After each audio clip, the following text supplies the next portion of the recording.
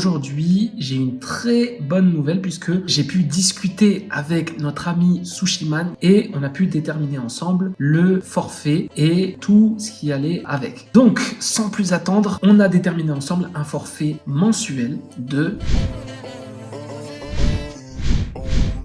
jour 120 du challenge. Aujourd'hui, c'est la 120e journée du challenge. Et aujourd'hui, j'ai une très bonne nouvelle puisque j'ai pu discuter avec notre ami Sushiman qui a une chaîne de restaurants en France, notamment dans le domaine de la restauration japonaise. Et on a pu déterminer ensemble le forfait et tout ce qui allait avec. Donc, sans plus attendre, on a déterminé ensemble un forfait mensuel de 1100 € par mois. Ça, c'est super intéressant. Maintenant, derrière, c'est pas pour dormir. Derrière, il y a quand même du taf. Alors, je rappelle pour ceux qui n'ont pas suivi qu'il s'agit de la gestion des réseaux sociaux de sa chaîne de restaurant. Maintenant, la gestion des réseaux sociaux, ça veut dire tout et n'importe quoi. Moi, c'est essentiellement Instagram et Facebook. En vrai, Facebook, je touche pas, mais Instagram, à chaque fois que je publie, ça publie automatiquement sur Facebook. Mais bon, le plus important en visibilité digitale, notamment dans son domaine qui est la restauration, eh bien, c'était sur Instagram qu'il fallait se concentrer. À partir de là, on est parti sur un postulat de un post par jour. Un post par jour, c'est cool, mais il fallait pouvoir déterminer quel format on allait mettre en place. Est-ce que c'est juste des photos? Est-ce que c'est des créations design? Est-ce que moi, je dois retoucher des photos derrière, mettre des textes, mettre des prix, mettre des slogans, ce genre de choses? Est-ce que derrière, je taffe aussi pour tout ce qui est SEO dans la description, puisque on sait aujourd'hui que l'algorithme se concentre beaucoup sur le SEO de la description de chacun des posts. Est-ce que ce sont des carousels,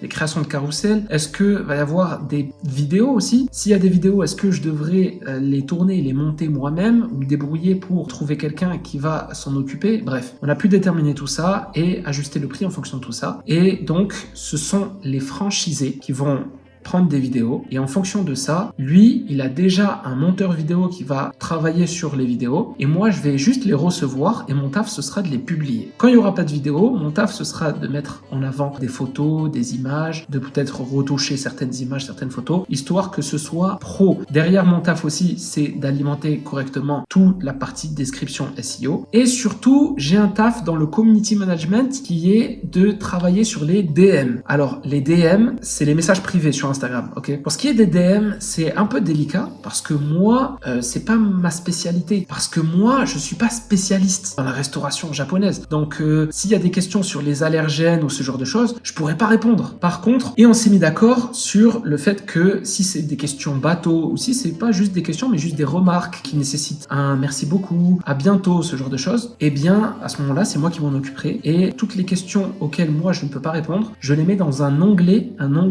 privé. Un onglet où il n'y a que lui qui a accès. Donc tu sais, sur Instagram, tu peux créer des petits onglets dans ta messagerie. En général, sur Instagram, tu en as trois petits onglets comme ça. Eh bien, tu peux mettre soit en privé, soit en personnel ou en business, je sais plus c'est quoi les onglets. Eh bien, les messages auxquels je ne peux pas répondre, je les mets en non lu et je les passe dans l'autre onglet en privé. Comme ça, c'est lui qui s'en occupe. Il faut savoir que dans ces DM-là, en général, 80% des DM, c'est des affirmations ou des questions auxquelles moi, je peux répondre. Et souvent, ça va être des avis, ou ça va être est-ce que vous êtes ouvert, ou ça va être ce genre de choses. Il n'y a pas de souci, je peux répondre. Donc, déjà, en faisant ça, je lui mâche 80% du travail. Et lui va se concentrer uniquement sur les 20% qui vont poser des questions techniques ou des questions que seul lui peut répondre et dans lesquelles moi, je vais pas me risquer de répondre quelque chose de faux alors que c'est pas mon métier, tu vois. Voilà pour le coup de fil, je suis super content, c'est top parce que du coup, là, ça nous fait gagner 1100 € par mois, ok? Bon, il y a du travail derrière, on n'a rien sans rien, c'est normal, mais à l'avenir, quand on aura suffisamment de clients, je pourrai déléguer ça et prendre une marge sur le transfert puisque celui à qui je vais déléguer va recevoir un salaire et moi, donc, je prends la marge parce que j'ai mis en relation, en quelque sorte, mon client et celui à qui je l'ai délégué. Le principe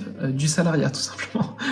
Sauf que là, le but, c'est pas de chercher un salarié, mais plutôt un prestataire à qui je vais lui apporter du travail. Et le principe du prestataire, c'est que plus je lui apporte de travail, et moins il me coûte cher. Et moins il me coûte cher, et plus ma marge est grande. Et tout ça en gagnant du temps et de l'énergie, puisque tu as délégué le travail qui te fait gagner du temps et de l'énergie. Alors, comment on s'est organisé dans le contrat pour ces 1100 € par mois? Il faut savoir que moi, je lui ai proposé un contrat sur 6 mois. Et 6 mois renouvelable. Donc s'il est satisfait, on peut renouveler. Au départ, on était plus sur 950 parce qu'au début, il n'y avait pas les DM qui étaient inclus, ce genre de choses. Et du coup, on était plus autour de 950. Et lui, il m'a proposé donc d'augmenter donc à travers par exemple la gestion des DM par exemple, et qu'il prendrait 3 mois au lieu de 6 mois. Donc son idée c'était de partir sur un engagement sur 3 mois, comme ça lui ça l'impose pas de s'engager sur 6 mois, ce qui va lui représenter à peu près 6600 €. Pour lui c'est pas beaucoup, mais c'est un risque conséquent parce que s'il n'est pas satisfait au bout de 3 mois, il va se retrouver à être obligé de payer la totalité alors qu'il n'était pas satisfait dès le début. Donc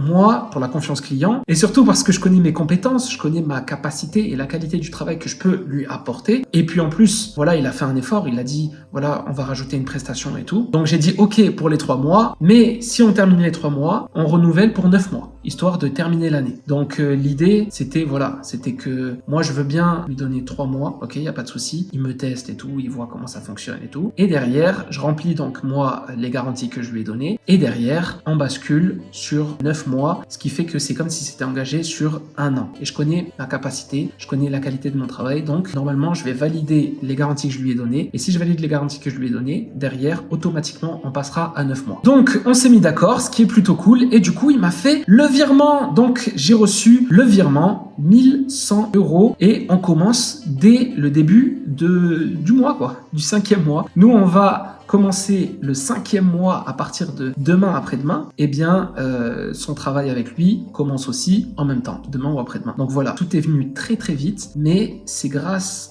à nos semaines et nos mois de travail passés qu'on est arrivé à cette situation. Et ce n'est que le début. Je te dis à demain pour la journée 121. Demain, on va faire la mise à jour du 4e mois. Donc, on va faire la mise à jour de la jauge. On va voir ce qu'on a perdu, ce qu'on a gagné, où est-ce qu'on en est. On va faire un petit récapitulatif de ce 4e mois et nos objectifs pour le 5e mois, en espérant que ce 5e mois sera le dernier. À demain, jour 121.